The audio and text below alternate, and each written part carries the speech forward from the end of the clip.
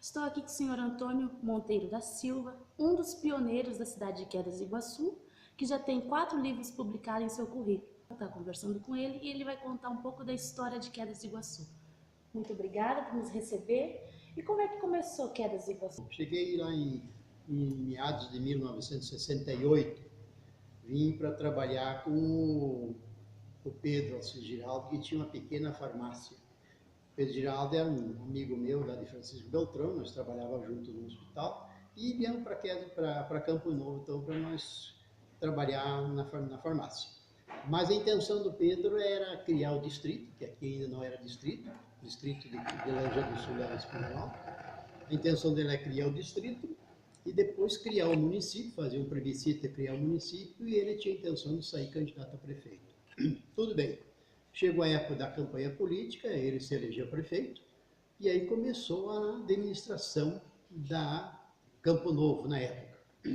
Quando o Campo Novo se desmembrou de Laranjeiras do Sul, o Novo na época não recebeu absolutamente nada, nem sequer um carrinho de mão. Então, o município de Campo Novo tinha uma dificuldade muito grande de administrar. Na época, nós fizemos um cadastramento das casas do município, tinha 70 casas a cidade, 40 casas era da empresa da CCPI, hoje a Aropel, e as outras 40 casas eram de particulares, casa ainda muito antiga, feito ainda no tempo de Yagoda, né? E em períodos lá de 1915, ainda próximo, que numa época, Quedas do Iguaçu, a região nossa aqui, nós já fomos capital, era capital do Iguaçu, fomos capital. E depois caiu porque os políticos fizeram a pressão e derrubaram a nossa capital, né? Pois bem, naquela época as dificuldades eram muito grandes. Eu lembro também que o prefeito Pejado, quando assumiu aí o cargo de prefeito, nós tínhamos dificuldade em instalar a prefeitura, porque não tinha local para instalar a prefeitura. Mas aí tinha um senhor chamado Atanásio, ele tinha um galpão de 6 metros por 10 metros, sem repartições, onde ele trazia milho em espiga do interior e colocava nesse galpão. E o Pedro Giraldo, então, achou por bem falar com ele se ele poderia alugar aquele galpão para instalar a prefeitura. E conversando com o senhor Atanásio, ele cedeu, então foi instalada a prefeitura naquele local. O Pedro Giraldo, que era o prefeito, né, eleito, ele repartiu aquela prefeitura em várias repartições. Ali ele colocou a tesouraria, colocou o gabinete do secretário, o gabinete do prefeito, a Câmara de Vereadores, uma biblioteca, o escritório do INCRA e o posto de saúde, tudo ali dentro. Nós éramos, naquela época, 4 funcionários, né, que trabalhavam ali. E esses 4 funcionários, eles eram itinerantes, eles atuavam em vários setores, cada um trabalhava em 5 ou 6 departamentos interno, e ainda a gente procurava auxiliar o prefeito a fazer plantações de árvores na cidade. Eu lembro que nós conseguíamos estacas aí das empresas e começamos a plantar alguns tipos de árvores na praça, que hoje é a Praça Pedro Alcides Giraldo. Mas o problema mais sério daqui era que o Estado não estava considerando o município, porque ele não tinha vida própria, não tinha arrecadação nenhuma, o comércio era pouco, 3, 4 comércios, não pagava alvará, o retorno de ICM também não tinha, porque o pessoal trabalhava mais com produtos assim a granel, comprava da colônia, vendia, então não tinha esse retorno, o município não tinha retorno de sobrevivência, nem sequer cobrar alvará, porque era muito pouca gente, né? Campo Novo, na época, foi considerada a maior reserva de pinheiro nativo do mundo. E os pinheiros também ninguém podia cortar. Era uma mata que ninguém podia ser tocado. Só a serraria aproveitavam os pinheiros que apodrecia, que caía, o raio derrubava, quebrava, então daí a serraria aproveitava aquela madeira. Mas era proibido derrubar pinheiro. Então não tinha recurso nenhum.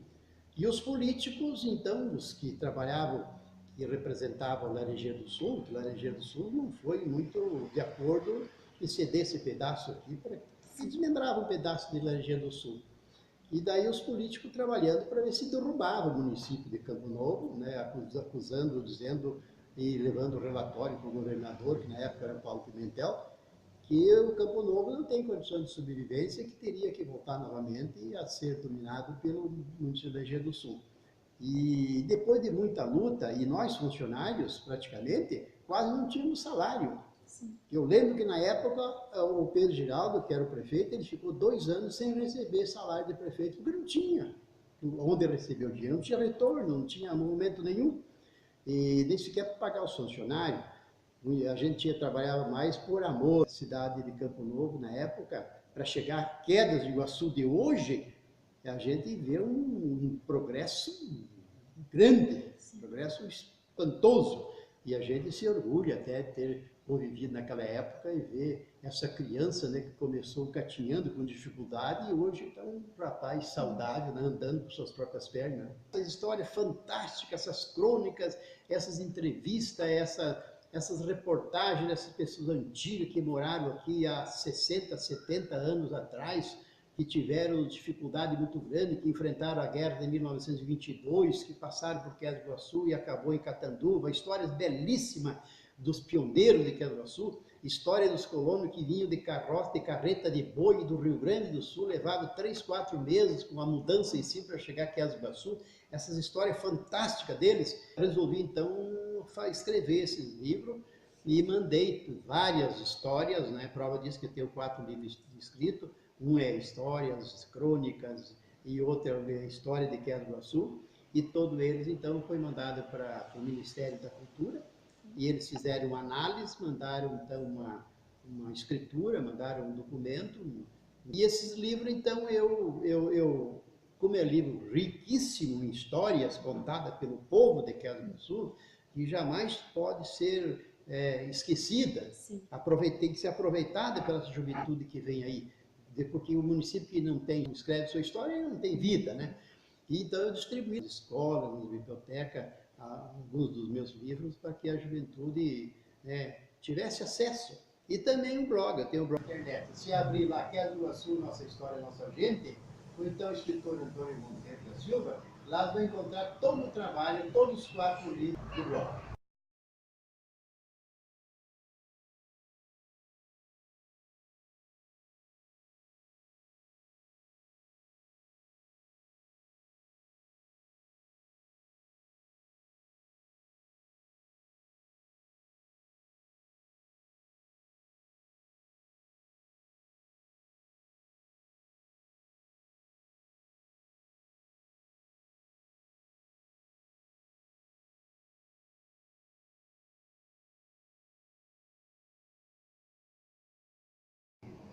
Para mim foi um prazer, né, falar com você as histórias de Queda do Iguaçu e seja aproveitado, né, pelas pessoas que se interessam pela história, né, não só de Queda do Iguaçu, mas enfim, toda a nação.